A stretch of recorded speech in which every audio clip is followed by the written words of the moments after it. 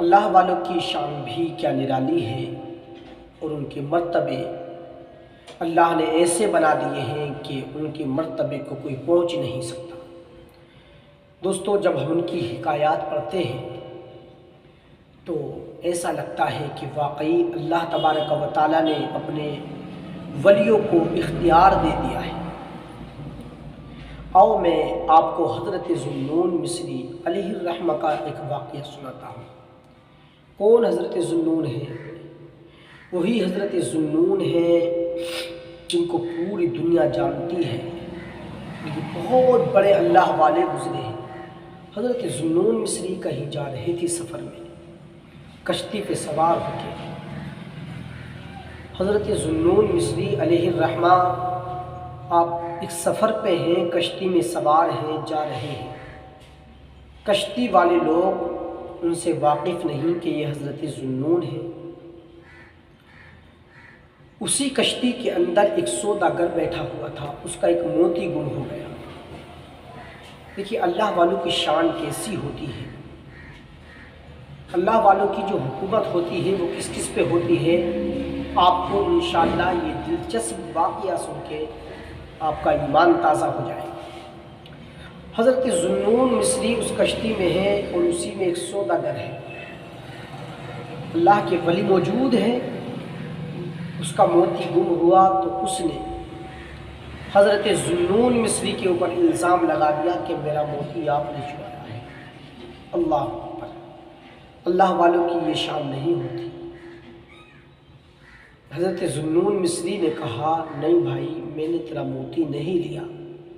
اس نے کہا نہیں، آپ نے ہی میرا موتی چرایا ہے۔ حضرت ذوالنون مصری کہنے لگے اللہ کی قسم، میں نے تمہارا موتی دیکھا بھی نہیں، کس شکل کا تھا، مجھے تمہارے موتی سے کوئی لینا دینا نہیں ہے۔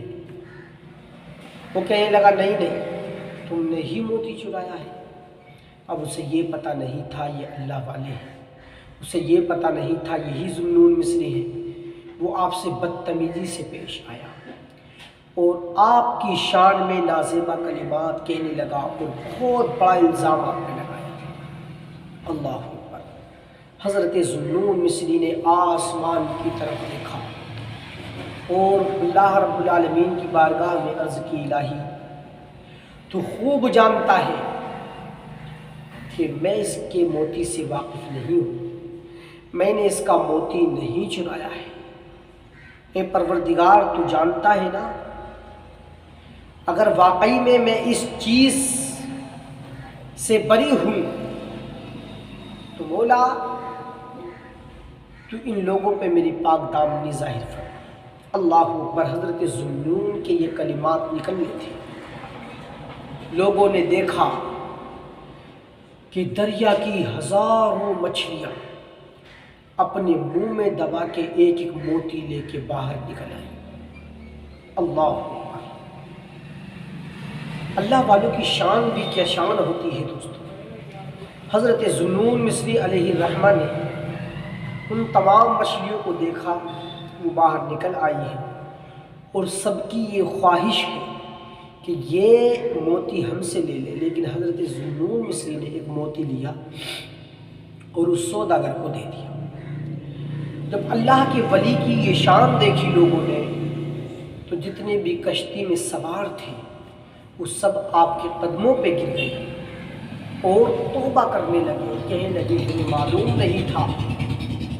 تو دوستو، اللہ والوں کی شان یہ ہوتی ہے کہ اللہ کے نیک بندوں کی، اللہ کے ولیوں کی، جو اللہ کے محبوبین ہوتے ہیں، ان کی حکومت دریاؤں پر بھی ہوتی ہے اور دریا کی مچھلیوں پر بھی ہوتی ہے۔ تبھی تو حضرت ذوالنون مصری کی خدمت میں مچھلیاں موتی لے کر کے آئی۔